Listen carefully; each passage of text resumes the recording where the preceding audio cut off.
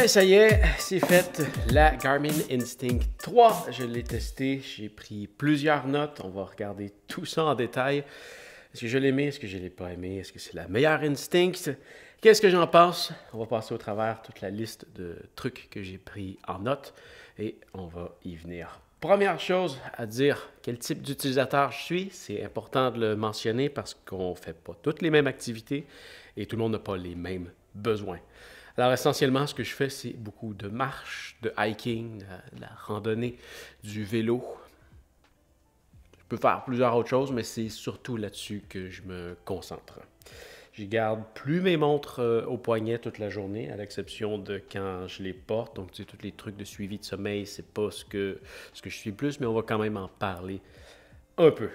Alors, premier point, qualité de fabrication. Le look. Parlons-en du look. Personnellement, je trouve que c'est la plus belle Garmin Instinct qu'il y a eu à ce jour. Carrément. Peut-être que c'est pas tout le monde qui va être d'accord avec ça. Le truc qu'il y a avec les Garmin Instinct, c'est que ils ont un look de Casio et c'est pas vraiment le genre de look que j'aime. Mais je suis conscient qu'il y a plusieurs personnes que c'est exactement ça qu'ils recherchent. Et là, je trouve qu'ils ont été chercher quelque chose de plus... À mon œil, ça passe mieux. Au niveau des couleurs, par contre, il y a des trucs que je trouve un peu dommages. Donc, tu vois ici, à gauche, on a le modèle solaire et à droite, on a le modèle AMOLED. Ce que j'ai trouvé dommage, c'est que quand tu veux aller, parce que ça, c'est le petit modèle et ça, c'est le gros modèle, quand tu vas aller dans le gros modèle, tu ne peux pas l'avoir en noir. Tu es obligé d'avoir ce gris que je trouve absolument hideux versus le noir de celle-ci. Il y a d'autres options de couleurs, mais j'aime ça avoir une montre qui est sobre. Alors, le petit modèle, je le trouve quand même bien au niveau du look. Le gros modèle, juste à cause de sa couleur, c'est un petit moins, personnellement, à mon avis. Au niveau de la qualité de fabrication, c'est tout du plastique, là, de l'avant à l'arrière. Le bracelet est en silicone. Mais quand même, on a c'est une bonne qualité de plastique. Ça ne feel pas cheap en main. Super, super bien. On a des beaux boutons, un beau tactile. On sent que c'est fait quand même solide, malgré le fait que c'est tout en plastique. Au niveau du poids, ça va varier entre 52 grammes pour les petits modèles et 59 grammes pour les plus gros. Maintenant, au niveau du poids, quand on la porte au poignet, c'est dans le très confortable. C'est léger, on peut pratiquement l'oublier. Je suis habitué de porter une Enduro 2 à mon poignet. C'est exactement elle que je viens d'enlever. Alors quand je mets celle-là, j'ai juste l'impression de rien avoir au poignet. Elle se met quand même assez bien. C'est ultra léger. Je sens plus rien. La prise en main est superbe. Vraiment, là-dessus, rien à dire. Au niveau du verre qu'on a utilisé sur la montre, c'est un verre renforcé. Comment qu'il l'appelle? Chemically Strengthened Glass. Bon, c'est pas... Tu sais que je vise toujours à avoir un verre en cristal de saphir. C'est pas disponible sur cette montre-ci, mais ça va. Ça va parce que, tu vois, la montre, le verre sur la Instinct est toujours renfoncé. Comme ça. Donc, ça devient quand même assez difficile de l'accrocher, à moins que tu accroches quelque chose directement dessus. Mais les accros, généralement, ils se font par le côté. Et là, c'est un peu plus difficile. Et l'avantage aussi, quand même, de ce verre-là, c'est que c'est beaucoup plus transparent. Donc, tu vois, si je compare avec ma Enduro 2, c'est beaucoup plus facile de lire cet écran-là. Ensuite, on va parler des types d'écran parce que là, on a, comme je disais, un modèle solaire qui a un écran MIP et on a un modèle AMOLED qui a l'écran AMOLED. Et c'est quoi la grosse différence entre les deux? Eh bien, un écran AMOLED, comme tu peux voir ici, celle-là, pour produire une image, ça doit créer de la lumière. Ce qui fait que c'est assez excitant visuellement. C'est toujours beau, peu importe d'où tu la regardes. Bon, il y a des modèles d'AMOLED qui font pas un bon travail sous le soleil. C'est pas le cas ici. On a une luminosité qui est assez forte. Et là, tu vois ce qui arrive quand on la regarde pas, quand on fait rien avec après un certain temps, tout l'arrière-plan s'efface. Parce que, comme c'est de la lumière qui produit l'image, ça gobe de l'énergie de produire une image pour chaque pixel qui est allumé. Donc, après un certain temps, on tombe dans une espèce de mode de veille, comme ça, où est-ce que tout est moins illuminé et que tout l'arrière-plan s'efface pour que ça consomme moins de batterie. Et ensuite, ben oui, on va retomber avec ça. Ce qui est un peu moins plaisant que ça finisse par s'éteindre. Parce que des fois, tu peux devoir faire un mouvement pour bien voir, mais tu peux aussi laisser ton écran toujours allumé, mais la batterie va durer moins longtemps. Je ne suis pas un fan normalement des écrans AMOLED, mais personnellement, puis on va y venir pourquoi. Entre ces deux-là, maintenant, je dirais que je préfère le modèle AMOLED parce que l'affichage est tellement plus beau. Si on vient sur le modèle solaire, avec l'écran MIP, on est sur quelque chose de plus classique, qui respecte plus la Instinct dans son look depuis le début. Mais tout est en... C'est là que ça vient frapper parce que tout est en noir et blanc. Si tu compares avec les modèles Phoenix, par exemple, tu vois, on a un écran en couleur quand même. On voit, tu peux allumer un rétroéclairage. Là, il est faible, mais il y a de la couleur. C'est un peu plus excitant à regarder. Là, tout est en noir et blanc. La quantité de pixels est vraiment moindre. L'image est moins précise. On est quand même capable d'avoir accès à toutes nos données, mais ça reste que c'est moins précis. Quand on compare les deux, il y a plus de pixels sur celle-là qui est plus petite que sur celle-là qui est plus grosse en fait. Et un autre truc, c'est que tu vois ici l'espèce de cercle qu'il y a, ça c'est vraiment une signature à la Instinct. Ben, des fois, sur certains trucs, il est dans les jambes. Et là, j'ai pas un exemple qui ressort comme ça, mais en même temps, quand tu vois que l'information se cache ici, des fois, ça cache des informations. Alors que ici, ben, ils l'ont reproduite, mais tu vois que quand je me déplace dans certaines options, là, elle ne le fait pas. Si je démarre une activité, peut-être. Là, tu vois, regarde, là, elle vient de s'effacer. Quand elle n'est pas nécessaire, ça s'efface.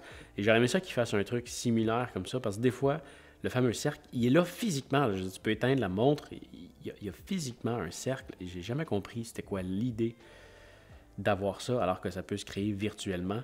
Bon, ils l'ont gardé ici, et là, ben, ils l'ont juste gardé sur l'écran d'accueil comme ça, et quand c'est nécessaire de le faire afficher. Bref, juste pour ça, je trouve que l'écran est beaucoup mieux optimisé sur le modèle AMOLED. Maintenant, au niveau des champs de données, encore là, le modèle AMOLED va avoir certains avantages. Si tu es familier avec le modèle de Instinct, ça reste du pareil au même par rapport aux anciens modèles avec le modèle solaire. On a le même type d'affichage. Et là, tu vois, maintenant, je vais aller mettre ça pour qu'on ait le plus d'informations possible. Donc, je peux choisir ici un layout ayant jusqu'à 1, 2, 3, 4, 5 informations. Et ensuite, on va pouvoir aller les modifier. Et là, tu vois, c'est là que ça devient un peu archaïque. On doit tomber sur une autre page qui nous indique quel champ on modifie, alors qu'on ne peut pas voir le champ en temps réel. Et ensuite, on peut aller chercher par rapport au champ de données et choisir son information. Ça revient à la même chose, mais je trouve que ça donne quelque chose d'un peu moins agréable à utiliser. Alors que quand on vient sur celle-là, là, tu vas voir déjà, si je m'en viens ici, on va aller modifier l'information qu'on peut avoir. Écran de données ici. Si je le modifie, champ de données. Non, je ne vais pas changer le champ de données, je veux changer la disposition. Je peux avoir un écran qui va me donner jusqu'à 1, 2, 3, 4, 5, 6. Donc là, oui, on a une donnée de plus, mais ça ne s'arrête pas là. Parce que si, par exemple, je veux... Bon, sur celle-là, ici, la première, je voudrais aller dans les champs de fréquence cardiaque et afficher ma fréquence cardiaque. Tu vois, je suis capable d'avoir ma fréquence cardiaque, mais je suis aussi capable d'avoir la jauge de fréquence cardiaque. Et je pourrais même avoir un graphique de ma fréquence cardiaque, ce qui est vraiment pas possible ici. Là, on va rester avec quelque chose de très limité comme ça. Et plus loin que ça, ben, si je m'en viens, disons, changer cette donnée-là, puis que je m'en viens dans les champs d'élévation, d'altitude. Je pourrais avoir une donnée qui me donne deux données. Donc, il y a quelques-unes comme ça. Altitude, voilà, je peux avoir l'ascension et la descente. Donc là, je viens de passer de 6 données à 7 données. Celle-là aussi, je pourrais en mettre un autre s'il y en a une autre qui est double. Et oui, il y en a d'autres qui sont doubles. Bref, je peux avoir beaucoup, beaucoup plus d'informations sur le même écran. Et comme tu vois, là-dessus, c'est flagrant comment l'information est plus agréable à regarder ici. Ça ne fait pas du modèle solaire une mauvaise montre, mais après avoir testé les deux, vraiment, dans ce cas-ci, c'est beaucoup plus agréable à regarder. J'ai jamais été un fan des écrans AMOLED parce que les autres montres que j'ai comparées, c'est plus au niveau de la Phoenix. Et là, on a juste plus une image qui est plus belle avec l'écran AMOLED, mais on n'a pas d'avantage à part du fait que c'est plus beau. Là, on est capable d'avoir plus de données, on est capable d'avoir des trucs plus précis. Alors, c'est vraiment à prendre en considération. Maintenant, on parle des types de contrôle. Et là, ça va se faire avec les boutons. C'est la seule façon de contrôler la montre. Il n'y a pas de couronne, il n'y a pas d'écran tactile. C'est que des boutons. Et personnellement, je trouve que c'est la meilleure chose qu'on peut avoir sur une montre de sport.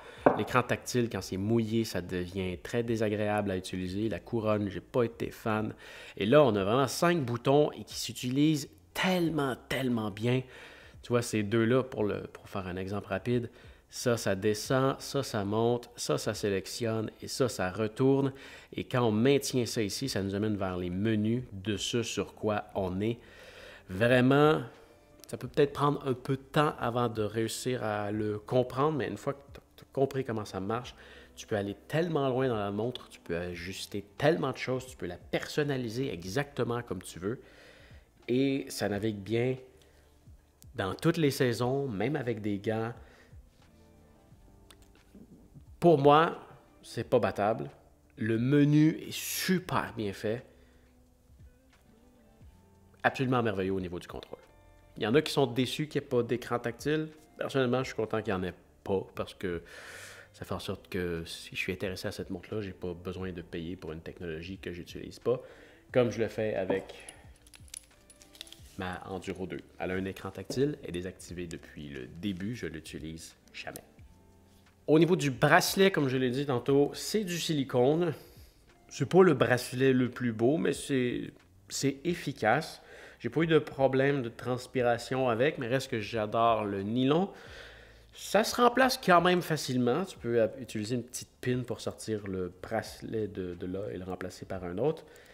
Détail intéressant, les bracelets Quick Fit sont compatibles avec cette montre-là. Ça ne fait peut-être pas aussi bien dessus, mais c'est compatible. Ça rentre dedans, c'est exactement de la bonne largeur. Je l'ai essayé, ça fonctionne plutôt bien. Si jamais tu veux le changer. Au niveau de la précision du GPS, ça fonctionne toujours bien. C'est pas quelque chose, je dirais, parmi toutes les montres que j'ai testées, c'est assez rare qu'on a une déviation majeure.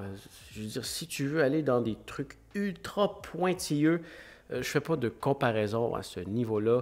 Quand je prends ma montre, je pars, je vais marcher, je regarde sur Strava à la fin, ça a suivi exactement où est-ce que j'allais. Je suis capable de voir la vitesse à laquelle je vais pendant que je l'utilise. Ça va bien, j'ai absolument rien à dire contre la précision du GPS. Et même que, tu vois, souvent, si je vais prendre une marche, moi je mets ça dans un mode peu précis. En fait, j'utilise seulement pas peu précis, je veux dire, je vais quand même avoir un enregistrement chaque seconde, mais je vais utiliser seulement le système GPS, ça consomme moins de batterie. Mais si tu veux aller chercher là, les autres systèmes de satellites, là, Galileo et compagnie, c'est disponible. Tu peux aussi avoir du multiband qui fait en sorte que tu peux utiliser 2 systèmes en même temps si tu veux avoir quelque chose de précis. Ça peut être pratique si tu es en montagne, il y a beaucoup de feuilles, ou si tu es dans une grosse ville avec des édifices, quand tu as une mauvaise vue vers le ciel. Ça peut être pratique. Mais personnellement, la plupart du temps, j'utilise GPS seulement et ça me satisfait amplement. Au niveau de la précision du capteur cardiaque, c'est pas le dernier modèle. Pas le dernier modèle, comme je viens de le réaliser. Comme on peut le voir ici, j'ai la Tactix 8. Et ça, c'est le dernier modèle de capteur. Et ce qu'on a sur la Instinct, c'est le modèle précédent. En fait, c'est le même que j'ai sur ma Enduro 2, si je ne me trompe pas. Ouais, c'est à peu près la même chose. Comme tu peux voir. Bon, pour moi, ça fonctionne bien. Encore là, si tu veux quelque chose d'ultra précis, c'est peut-être mieux de mettre une ceinture cardiaque. C'est ce que tu vas avoir de mieux. Parce qu'encore là, ça fonctionne bien pour moi. Est-ce que parfois, ça peut être un peu hors champ? Peut-être, j'y porte pas une si grosse attention, mais il y a des facteurs qui peuvent faire en sorte que ça va moins bien. Des tatous, une peau foncée, c'est tous des trucs de la pilosité. C'est tous des trucs qui peuvent nuire à la montre, à voir tes pulsations cardiaques au travers de ta peau. Dans mon cas, ça va bien. Point suivant, super important, l'indépendance de la montre. Et ça, c'est quelque chose que je regarde en priorité quand c'est le temps de faire un choix de montre, à quel point elle est indépendante. Je ne veux pas avoir une montre qui est dépendante d'un téléphone. Je veux que toutes mes informations soient dedans, je veux qu'elle ait son GPS intégré, je veux que, j'allais dire la carte, c'est pas le cas pour celle-ci parce qu'il n'y a pas de cartographie, mais en fait, il y a une carte qui est vide. Mais je veux pas être dépendant de mon téléphone, je veux que ma montre soit autonome. Et là, c'est le cas ici. Je dirais que la seule chose à laquelle tu vas être dépendante de ton téléphone, c'est pour l'application météo. Donc, si je m'en viens voir ici, il y a une application météo. Ça, c'est dépendant totalement de la connexion au téléphone et d'une connexion Internet. Mais tout le reste, même tu vois ici, ça ici, on est capable d'avoir les heures de lever, coucher de soleil de n'importe où dans le monde, de n'importe quel jour. Modifier la date ici, tu vois, on regarde de le voir pour plus tard, plus tôt. N'importe quand dans l'année, tu es capable d'avoir accès à toutes ces informations-là. N'importe où sur la Terre, ça fait partie de la montre. Toutes tes activités sportives sont enregistrées dans la montre. Tu n'as jamais besoin de ton téléphone. Et l'autre chose aussi qui est importante, c'est que il y a plusieurs compagnies de montres que tu es dépendant de la santé financière de l'entreprise. Ça veut dire que s'ils font faillite et qu'ils n'entretiennent plus leur application, tu te retrouves avec une coquille vide qui ne sert plus à rien. Dans ce cas-ci, oui, de la façon que je l'utilise, quand je termine une activité, que je vais l'envoyer sur Strava, je passe par Garmin Connect, mais si Garmin fait faillite et que Garmin Connect n'existe plus, je peux brancher ma montre en USB sur l'ordinateur, retrouver mon fichier qui a été enregistré, ça fait un fichier FIT, et je peux l'envoyer manuellement sur Strava. Donc ça, c'est quand même assez important. Ce qui amène au point suivant, sa résistance à la désuétude. Ben voilà, comme elle n'est pas dépendante de mise à jour et de compatibilité avec un téléphone, ben ça la rend très polyvalente et très résistante à la désuétude. Est-ce que c'est possible de renverser la montre? Il y a certaines montres que j'ai vues que tu peux, disons que tu la mets à ton poignet gauche comme ça, puis là, que tu la contrôles avec avec ta main droite. Je trouve que c'est bien optimisé parce que tu vois ici, je peux faire monter avec le pouce, monter, descendre avec le pouce et sélectionner avec l'index et retourner avec le majeur. Je trouve que la prise en main est superbe. Par contre, si je veux la mettre à mon poignet droit, avec ma main droite, c'est pas pareil. Donc, ça aurait été intéressant de pouvoir renverser la montre, mais c'est pas possible. Ça se fait juste pas. De toute façon, il y a 3 boutons d'un côté, 2 boutons de l'autre. Donc, c'est pas une possibilité avec cette montre-là. Le mode multisport maintenant. Donc, tu peux te créer un mode multisport. Donc, si tu veux faire un triathlon, tu peux sélectionner tes 3 activités, les mettre une à la suite de l'autre et enregistrer une activité à sport multiple. Bon. Sur le modèle solaire, c'est comme pas évident, justement, à cause de l'écran, de où est-ce qu'on est rendu dans la période de transition et tout. J'ai pas vraiment aimé le mode multisport de cette montre-là. Et pour ce qui est du modèle AMOLED, quand je l'ai essayé, les 3 fois, la montre, elle a craché. Quand j'ai essayé de changer de sport, la montre, elle a planté. Probablement quelque chose qui va se régler avec une mise à jour, mais pas très cool. J'ai pas eu beaucoup de produits chez Garmin qui ont planté. J'en utilise beaucoup. Je me souviens de 2 fois que ma montre elle a planté pendant que je faisais des gros calculs d'itinéraire. Je parle de la série Phoenix. Puis quand elle est repartie, j'avais rien perdu. J'ai reparti mon activité. Mais là, non, là, craché 3 fois, puis même la 3e fois, j'ai été obligé de la réinitialiser. Donc, pas une super expérience au niveau des activités multisports. Par contre, moi, ce que je recommande de faire, c'est que tu peux faire des raccourcis avec ta montre. Donc, si par exemple, je suis en train d'enregistrer une randonnée, ce que je fais, c'est que j'ai programmé ce bouton-là pour que quand je le maintiens, je peux changer de sport. Donc là, si je veux changer à course à vélo, tiens. Voilà, je viens de changer de sport. J'ai 5 secondes pour annuler ma transition. Une fois que ça c'est fait, c'est trop tard. Le mode vélo est parti. Et ça, c'est un mode multisport qui fonctionne super bien. Donc, celui qui est natif dans la montre, pas super. Quand tu y vas avec cette adaptation-là, ça fonctionne très bien. Voilà. Ça fonctionne sur les deux montres. On peut faire exactement la même chose ici. Tu vois, si je démarre une hike, je maintiens le bouton ici. Ah, non, je ne l'ai pas programmé. Mais on peut faire exactement la même chose. Ça, c'est la fonction par défaut. Mais si tu veux aller voir comment on peut modifier ces paramètres-là, tu peux aller voir la vidéo juste ici. Maintenant, au niveau des widgets, on a des trucs super intéressants, comme je t'ai montré rapidement. Là, je te le montre en même temps sur les deux pour que tu puisses voir la différence. Tu vois que, on a accès aux mêmes informations. Tu vois, on a la météo, ça dit il fait -2, le maximum et minimum et maximum de 0 à -7. Quand on entre dedans, on va avoir les mêmes informations par rapport au vent, à l'humidité, ces affaires-là.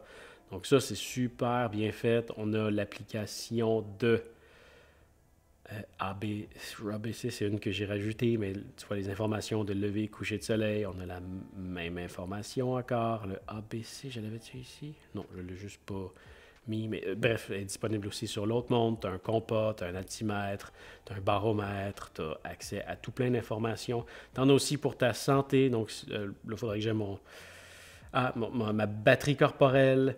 Le score de sommeil, si tu dors avec, tu vas pouvoir avoir une note sur ton sommeil, savoir si tu dors bien ou pas. Quelle partie de ta nuit tu as bien dormi, ta fréquence cardiaque actuelle. Puis tu vois, si tu l'avais porté depuis un bout, il y aurait un graphique là-dessus. Tu peux aussi avoir un suivi de tes derniers jours, de toutes tes moyennes et tout. C'est super complet. Ton nombre de pas dans la journée. Tu es capable de savoir ton niveau d'oxygène dans le sang. C'est quand même assez poussé, hein. Et tu as plein de widgets qui peuvent se rajouter aussi. Tu as d'autres widgets qui se cachent ici. Quand on maintient le bouton là, tu peux avoir accès au contrôle de la musique. On va y revenir un peu plus tard. Tu as accès à tout plein de trucs. Et là, ce que je ne t'ai pas montré aussi, c'est que quand on est dans ce menu-là, on peut ajouter un résumé de widgets. Voilà, tu as plein d'autres applications ici que tu peux aller ajouter. Vraiment, il y en a pour tous les goûts. Ben, on est justement rendu au contrôle de la musique. Complètement merveilleux. En fait, ça, je pense que je l'ai réajusté. Comme je te disais tantôt avec les raccourcis que j'ai modifiés. Quand je maintiens le bouton ABC ici, ça m'amène vers l'application de musique. Et ça, ce que ça fait, c'est que ça contrôle la musique de ton téléphone. Donc, tu as des écouteurs de brancher sur ton téléphone ou pas, peu importe, tu peux me mettre à la maison. Quand la musique elle joue sur mon système de son, ça joue de mon téléphone. Je peux maintenir le bouton, arriver sur l'application et faire suivant, play, pause. Je peux jouer avec le volume. Tu peux tout contrôler à partir de la montre. Tu ne peux pas enregistrer de musique dans la montre, mais ta montre peut contrôler la musique de ton téléphone. Et tu vois, ça, c'est même si ma Enduro 2 peut enregistrer de la musique, c'est quelque chose que j'utilise excessivement rarement. L'idée, c'est que quand j'ai toujours mon téléphone avec moi et ça consomme beaucoup moins la batterie de ma montre. Parce que de brancher des écouteurs Bluetooth sur ta montre, jouer la musique, l'envoyer et tout, ça réduit drastiquement la durée de charge de ta montre. Alors, j'utilise celle de mon téléphone qui a déjà une plus grosse batterie puis ça a un impact beaucoup plus minime sur mon téléphone que sur ma montre. Mais oui, ça peut m'arriver de vouloir aller courir ou d'aller au gym puis de ne pas traîner mon téléphone. Là, à ce moment-là, je pourrais prendre ma montre avec ma musique directement, mais là, ces montres-là ne peuvent pas le faire. Ils peuvent juste contrôler la musique de ton téléphone. La flashlight, maintenant. Ça, là, si tu n'as jamais essayé ça encore, tu ne peux pas comprendre à quel point c'est génial. C'est pas un gadget. Tu peux double-cliquer sur le bouton ici et ça allume une flashlight. Présentement, elle est rouge, mais tu peux contrôler l'intensité de la flashlight et vraiment, c'est quelque chose d'absolument génial. Une fois que tu as goûté à ça, tu veux plus avoir une montre qui n'a pas ça. Tu utilises ça, j'utilise ça à tous les jours, tout le temps. Tout le temps, j'arrive à un endroit où est-ce qu'il fait moins clair, j'éclaire. Tu es chez un ami, tu te lèves la nuit, tu veux pas allumer une grosse lumière, tu allumes ça, tu arrives dans un endroit où est-ce qu'il fait noir, tu l'allumes, tu es sur une trail, puis il fait noir, tu te fais prendre par la noirceur, tu as toujours une flashlight avec toi.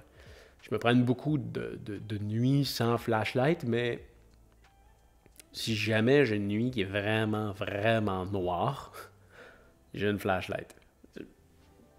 Ça, tu vas peut-être juste t'en servir des 5-10 secondes par jour, mais tu vas t'en servir à tous les jours. Une fois que tu vas en avoir une, je te dis, c'est complètement fou. Au niveau de l'autonomie de la batterie maintenant. Ça, c'est intéressant. Quand même, on est rendu avec quelque chose de bien. Et là, c'est très différent. Là, on compare la petite AMOLED avec la grosse solaire. Donc, le modèle AMOLED, selon les statistiques de Garmin, qui sont généralement assez vraies, si tu peux l'utiliser en mode Always On, ça veut dire que ton écran est toujours allumé pendant 7 jours, ce qui est vraiment bon. Et tu vas voir, c'est fou parce que j'ai fait plus que ça en fait. C'est vraiment très hot. Tu peux aller jusqu'à 18 jours si ta montre ne s'allume pas tout le temps. Par contre, ce que je trouve plate dans ce mode-là, c'est que, je sais pas, par exemple, je suis en train de conduire puis j'ai le goût de voir l'heure, où est-ce que ma main est placée, je peux juste tourner les yeux. Mais quand c'est pas activé, il faut que je rajoute un mouvement pour pouvoir le voir. Ou si je suis assis à mon bureau, ces affaires-là. J'aime pas ça, le mode que l'écran n'est pas toujours allumé, mais tu vois que ça change et ça donne plus que le double la charge. Donc, ça change quand même beaucoup quelque chose. Bon, en mode GPS seulement, 32 heures d'utilisation, ce qui est excellent pour une petite montre. En mode multiband, donc avec plusieurs satellites, 23 heures. Et ce que ça m'a donné au réel, donc je l'ai mis à mon poignet, je l'ai porté 24 heures sur 24, excepté quand j'allais dans la douche. Pas parce qu'elle ne va pas dans la douche, juste pour me laver comme il faut. J'ai fait 8 jours et 6 heures. J'étais en mode Always On. 8 jours et 6 heures. J'ai fait 10 heures d'activité, dont 6h39 en mode GPS. C'est excellent. Modèle 50 mm, solaire. On dit que ça fait 40 jours de charge et qu'avec le mode solaire, tu pourrais avoir quelque chose d'illimité. C'est probablement possible, là, mais c'est poussé par les cheveux. Tu n'auras jamais quelque chose d'illimité avec ça, surtout si tu utilises le mode GPS. Si tu veux payer une montre à quelques centaines de dollars juste pour afficher l'heure et quelques données comme ça, puis pas te servir du GPS, il y a d'autres montres qui peuvent faire ça sans que tu aies besoin de les charger. Probablement moins cher. Voilà. Bon, selon les statistiques de Garmin, on a, donc je disais, 40 jours, ce c'est long. 60 heures en mode GPS, excellent. 34 heures en mode multiband, encore là, génial. Et ce que ça m'a donné, je suis impressionné. C'est peut-être même le meilleur résultat que j'ai eu sur toute montre confondue. Je me trompe peut-être, là, mais peut-être. 17 jours et 16 heures que j'ai pu la porter avant que la batterie se vide. 28 heures et 45 minutes d'activité, dont 17 heures et quart en mode GPS. C'est dans le très dur à battre. Les températures d'utilisation recommandées sont de moins 20 à 60 degrés Celsius. Ces deux-là, je les ai testés dans les moins 20. Absolument aucun problème, j'aurais pas peur de les amener à plus froid que ça. Il faut quand même pas oublier que quand tu es à ton poignet, ton corps dégage de la chaleur sur la montre, donc ça l'aide. Là, tu as un gant qui embarque par-dessus, bref, est un peu à l'abri. Moins 20 degrés, je pense que c'est même un petit peu plus froid que ça. Absolument aucun problème. Notification et réponse, là, ça varie selon le téléphone que tu utilises, l'expérience que tu vas avoir. Quand j'étais sur Android, je pouvais sélectionner exactement les applications que je voulais qui se rendent à ma montre. Quand tu es sur iPhone, c'est tout ou rien. Donc, tu peux avoir aucune notification ou toutes les notifications de ton téléphone. Personnellement, ce que j'ai fait, c'est que j'ai juste désactivé toutes les notifications de mon téléphone. Il me reste juste les messages textes et les appels. C'est tout ce qui rentre sur ma montre et mon téléphone. Le reste, aucune notification. Sinon, je trouve que ça devient vraiment trop dérangeant. Mais ce qui est quand même super le fun, c'est que avec ces montres-là, je laisse mon téléphone en mode silencieux et j'ai juste une petite vibration à mon poignet que personne n'entend. C'est juste moi qui le sais parce que ça vibre tout discrètement à mon poignet puis je suis capable de voir c'est quoi le message qui rentre ou l'appel qui est en train de rentrer. Si c'est un appel, tu peux répondre, tu peux lancer la réponse sur ta montre, mais tu ne peux pas avoir l'appel sur ta montre. Tu peux aussi raccrocher. La confiance au produit. Très, très grande confiance. Mis à part peut-être le petit truc que j'ai eu avec le mode multisport, mais c'est vraiment juste arrivé avec le mode multisport. J'ai jamais eu d'autres problèmes à part que quand j'ai testé ça. Les produits Garmin, j'utilise depuis longtemps et je sens qu'on a exactement la même fiabilité dans ces deux montres-là. Donc, je trouve que c'est quelque chose d'important quand tu mets... Moi, je fais confiance avec ma vie sur ces produits-là. Je vais me perdre dans des montagnes, je vais faire du hors-sentier, je vais partir sur des expéditions. Ma montre, c'est quelque chose de vraiment très important. C'est pas juste une montre de sport, c'est un outil de navigation et, encore une fois, très très fiable, très grande confiance en ce produit. Au niveau de la résistance à l'eau, c'est une montre à 10 ATM, je crois qu'il le marque derrière. Il n'est pas marqué 10 ATM, mais il marque 100 mètres. Juste ici, 100 mètres. Et sur l'autre ici, ça va être la même chose. 100 mètres. Mais la vraie donnée, c'est un 10 ATM, ce qui veut dire que ça résiste à la pression d'eau équivalente à 100 mètres. Mais attention, ça ne veut pas dire que tu peux plonger jusqu'à 100 mètres avec ça. Non. Tu peux faire... Dans ta vie de tous les jours, là, tu peux marcher sous la pluie, tu peux aller prendre ta douche, tu peux aller te baigner avec, tu peux nager avec, tu peux aller faire des sports sur l'eau rapides, là, du skidoo, du rafting, ces affaires-là. Là, tu t'inquiètes pas avec ça, mais dès que tu tombes dans la plongée, tu vas pas très creux avec ça. Quelques mètres, ça va, mais on va pas faire de la plongée avec ça. C'est pas fait pour ça, même si ça l'indique 100 mètres, c'est pas une montre de plongée. Le truc, c'est qu'avec tes mouvements et tout, ben, le niveau de pression équivalent à 100 mètres peut être atteint quand même plus rapidement avant que tu atteignes 100 mètres. Voilà, c'est ce que je voulais dire. Point suivant, la cartographie.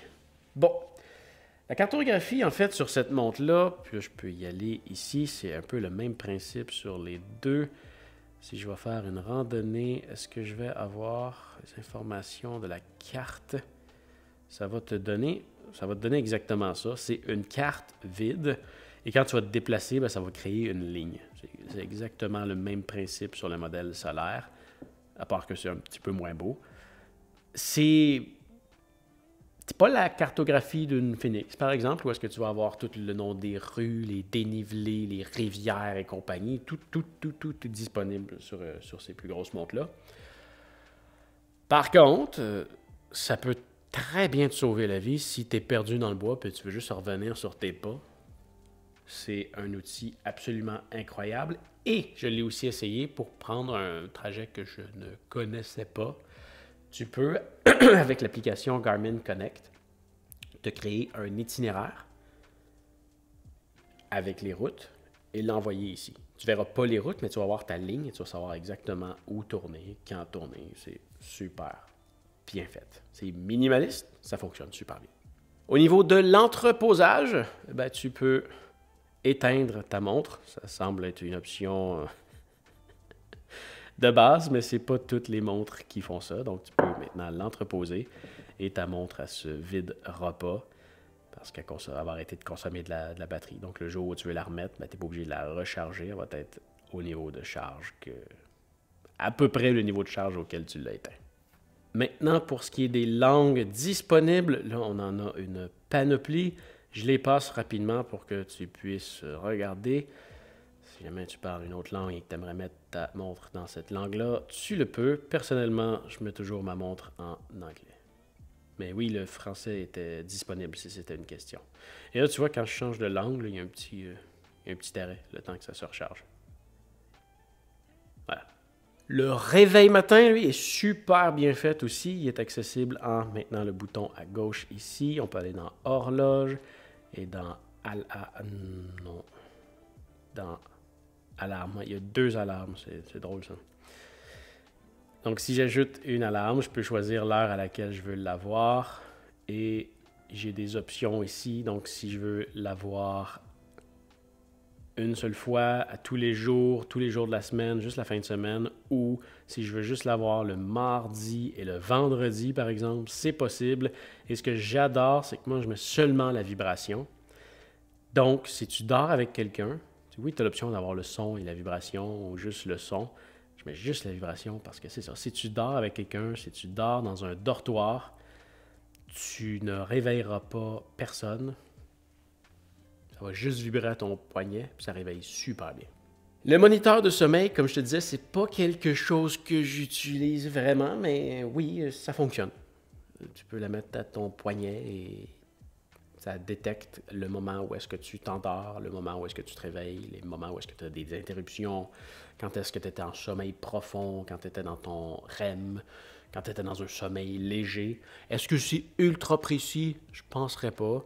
J'ai remarqué par le passé, puis là, j'ai pas poussé à fond avec celle-là, mais j'ai remarqué avec les modèles précédents que si je me lève et que je vais répondre à mes commentaires sur mon ordinateur, sur le divan en arrière, des fois, ça détecte ça comme du sommeil. Ça va mieux si tu suis tes plages horaires de sommeil que tu as cédulées dans la montre. Ça, définitivement.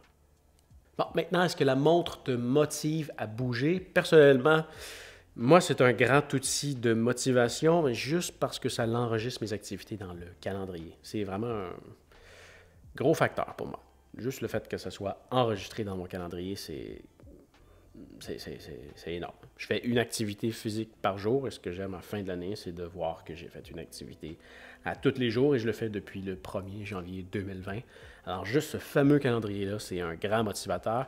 Mais si tu veux avoir des objectifs de pas, tu peux. Si tu veux avoir une alerte qui te dit « Hey, ça fait 1 heure que tu n'as pas bougé, c'est le temps de te lever », tu peux l'avoir. C'est pas activé par défaut, mais tu peux l'avoir. Il y a une affaire que j'avais trouvé vraiment intéressant chez Polar, c'est que tu peux avoir un étampe d'inactivité sur ton calendrier si jamais tu faisais rien. Je trouvais ça quand même intéressant. Ça, c'est pas quelque chose qui est disponible ici. Tu peux avoir un suivi de tes minutes d'activité. Donc, si tu fais une activité régulière à basse intensité comme de la marche, tu peux avoir, ça va te compter 1 minute par minute d'activité, mais si tu te mets à faire quelque chose à haute intensité, comme de la course, du vélo, des affaires comme ça, du vélo à haute intensité, mettons, là, ça va te compter 2 minutes par minute. Donc, les minutes d'activité, c'est aussi quelque chose qui se fait avec la montre. Tu peux avoir des objectifs quotidiens, mensuels, des affaires comme ça. Tu peux compétitionner contre des amis ou des inconnus aussi. Il y a un système de points, de niveaux dans Garmin Connect qui est quand même assez bien fait. Au niveau de l'altimètre baromètre, on en a encore quelque chose de super bien. Au niveau d'un altimètre, ce qu'on veut, c'est qu'on veut avoir un mix entre l'élévation satellitaire et celle du baromètre. Le baromètre, ça détecte la pression atmosphérique. C'est les 2 petits trous qui sont ici. Ils sont super bien positionnés. Je me souviens, dans le premier modèle de Instinct, c'était en dessous et ça créait des problèmes parce que quand la sueur rentrait là-dedans, ça faussait toutes les données. Bref, c'est exactement ça qu'on a. On a un baromètre et on a un altimètre satellitaire, ce qui donne une donnée très précise. Les activités que j'ai essayé de faire, ça arrivait pas mal toujours au mètre près. Donc, je suis parti, j'ai gravi 382 mètres et j'ai redescendu 382 mètres pour terminer exactement au point où est-ce que j'ai commencé. Donc, c'est assez fiable. Au niveau de la complexité ou de la simplicité d'utilisation, je pense que c'est pas fait pour tout le monde. Je trouve que le produit est très intuitif, mais si tu n'es pas à l'aise avec les produits électroniques, ça l'est peut-être pas tant que ça. Si tu es un petit peu geek, c'est vraiment, vraiment très hot. Le menu c'est une perle, comment c'est bien monté. à mon avis. Il faut quand même que tu sois un peu à l'aise avec les produits électroniques. Ça ne coûte rien de l'essayer. Au niveau des antennes qu'on va retrouver dans la montre, pour connecter des appareils et compagnie, on a du Bluetooth et on a du ANT+. Donc encore, si tu as des vieux appareils ANT+, qui ne se fait pratiquement plus, c'est encore compatible avec cette montre-là. Il n'y a pas de Wi-Fi, il n'y a pas de LTE, seulement Bluetooth et ANT+. Au niveau du connecteur pour recharger ta montre, c'est un fil propriétaire, un connecteur propriétaire que Garmin utilise depuis très longtemps.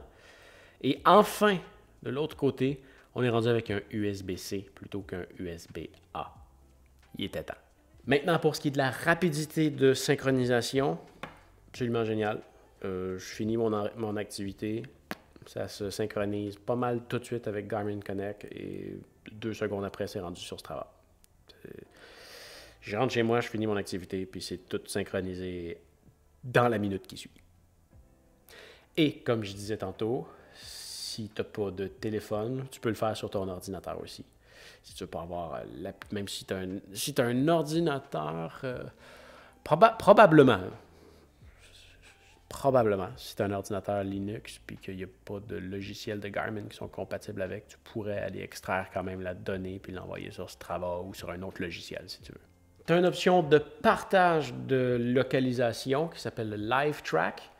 Donc, si tu pars faire une activité, que tu as ton téléphone avec toi et qu'il y a une connexion Internet dessus, tu peux permettre à des gens de te suivre. C'est sur une super belle page web où est-ce qu'ils voient tout le trajet que tu as fait, où est-ce que tu es rendu. Et si tu es en train de suivre un itinéraire, ils vont même être capables de voir l'itinéraire. Donc, ça peut être pratique. Au niveau des entraînements musculaires, là, j'en ai un ici en exemple.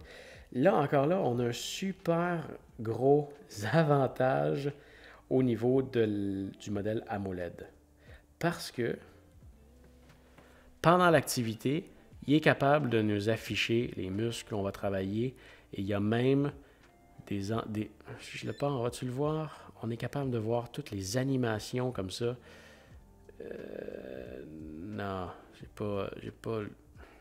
Voilà, c'est ça que je voulais voir. Tu es complètement capable d'avoir ce qu'il veut que tu fasses. Plutôt que d'avoir le nom du mouvement, tu vois le mouvement. Et il y a plein d'animations comme ça. Ça, encore une fois, c'est un gros avantage au modèle AMOLED versus le modèle solaire. Et il ne fait pas ça, lui. Il va juste t'afficher le nom de l'activité qu'il faut que tu fasses plutôt que de t'afficher un beau graphique comme ça. Bon, après ça, au niveau des entraînements musculaires, tu peux rentrer le poids que tu as utilisé, le nombre de répétitions que tu as faites. Tu vas te faire un beau petit graphique à la fin de ce que tu vas avoir fait. Personnellement, je n'utilise pas ça. Je me mets en entraînement libre, puis je vais juste faire mon gym. Je vais juste avoir un petit suivi de mes pulsations cardiaques, de mes calories brûlées, du temps que j'ai passé là-dessus pour avoir mon petit étampe sur mon calendrier. C'est tout ce qui est important. Ensuite, au niveau des applications, on a une application mobile qui est super bien faite, que tu as accès à ton calendrier, que tu peux avoir accès à toutes tes informations sur ta santé, que tu peux planifier des événements, des courses, des circuits, que tu peux te programmer des entraînements, tu peux avoir un coach. Je n'ai jamais utilisé de coach, mais tu peux avoir un coach qui te guide. Si jamais tu as pour but de courir un marathon, par exemple, ou juste un 10 km, l'application peut t'aider avec un système d'entraînement que tu dois faire à chaque jour pour t'amener là. Donc, l'application est super bien faite. Si tu n'es pas téléphone, il y a une application similaire qui est faite aussi sur une page web. Encore là, super bien faite. Je m'en sers pour faire des itinéraires. Quand je vais en montagne, je veux me faire un circuit, je veux suivre quelque chose. Je m'en sers beaucoup sur l'ordinateur, sur mon gros écran. Et à partir de là même, je peux dire sur l'ordinateur, envoie ça sur mon téléphone, puis là, envoie ça sur ma montre, puis là, ça passe par l'application du téléphone pour l'envoyer, puis ça prend quelques secondes, puis c'est rendu. Dès que les deux se voient, ils disent « Hey, j'ai une nouvelle activité pour toi », puis ça l'envoie dessus. Vraiment, c'est bien fait. C'est bien fait. Et enfin, on va parler de prix. Et là, je ne dirais pas de prix parce que ça varie d'un pays à l'autre, ça varie quand il y a des spéciaux, ça varie d'un moment à l'autre dans l'année. Donc, j'ai des liens dans la description, c'est des liens affiliés. Si tu veux les utiliser, je reçois une commission. Alors, Ben voilà, merci si tu les utilises. C'est comme ça que je suis capable de faire d'autres vidéos. Mais, niveau prix, il y a quelque chose que je trouve dommage. Parce que la Garmin Instinct, c'est une de mes montres favorites. Et la raison pour laquelle c'est une de mes montres favorites, c'est pas elle que j'utilise, mais c'est une montre que j'aime recommander. Pour quelqu'un qui veut s'acheter une montre et qui n'a pas un gros budget, je vais toujours envoyer ces gens-là vers la Garmin Instinct parce que c'est une montre ultra complète. À part le fait que ça n'a pas une cartographie, c'est quand même comparable à une grosse montre comme la Fenix. Mais elle est plus pas chère. C'est ça qui est dommage. La Instinct 1, c'était 100 quelques dollars. Et là, on est à 5-6 fois le prix. C'est rendu cher. Bon, si on y va avec le modèle AMOLED, quand même, ça nous amène ailleurs parce qu'on a de quoi de réellement agréable visuellement. Ça repousse ses limites parce que tu peux avoir plus d'informations sur ton écran. Bon, puis si on compare avec la Instinct 1, quand même, c'est pas comparable. La Instinct 1, c'était une charge de 4-5 jours, quelques heures de GPS. On en est loin quand même. C'est une bien meilleure montre. On peut dire que l'augmentation de prix est quand même justifiée, du moins pour le modèle AMOLED. Ah, il y a la flashlight aussi. J'ai utilisé la flashlight. C'est fou. Hein? C'est pas la même montre que la Instinct 1 quand même. Mais c'est dommage parce qu'il est plus pas cher. Bon, pour le modèle AMOLED, je peux comprendre, c'est plus cher, ça va. Pour le modèle solaire, ben oui, ok, oui, elle a une charge solaire, c'est quelque chose de plus. Elle a une charge qui dure excessivement longtemps, que je me demande même si c'est pas dans les... probablement le record de durée que j'ai faite avec une montre. Ou à peu près. Mais, c'est rendu cher. Je trouve que le modèle solaire est beaucoup trop cher pour ce qu'il est, comparé à ce qui se faisait avant. Pas que c'est une mauvaise montre, mais je trouve ça dommage que ça soit rendu aussi cher. Je trouve ça juste dommage que ça soit rendu aussi cher. Mais reste que c'est deux excellentes montres. Et quand on compare maintenant au prix des Fenix, ah oui, c'est une fraction du prix, peu importe. À moins que tu trouves une vieille Fenix, ce qui peut être aussi une option intéressante. Mais c'est léger, ça dure longtemps, aussi visuellement intéressant, dépendamment du modèle que tu prends. Ça reste des montres assez... Ça reste des montres que je recommande sans aucune hésitation. Je trouve ça juste dommage pour le prix, comme c'était si peu cher avant. Voilà. Donc, c'était ma critique complète des deux montres Garmin Instinct 3 AMOLED et solaire. J'ai aussi fait des tutoriels si jamais ça t'intéresse. C'est disponible dans le coin en haut à droite. Jamais sûr. Bref, voilà. J'espère que tu as apprécié. Fais attention à toi et on se revoit dans une prochaine vidéo. Salut!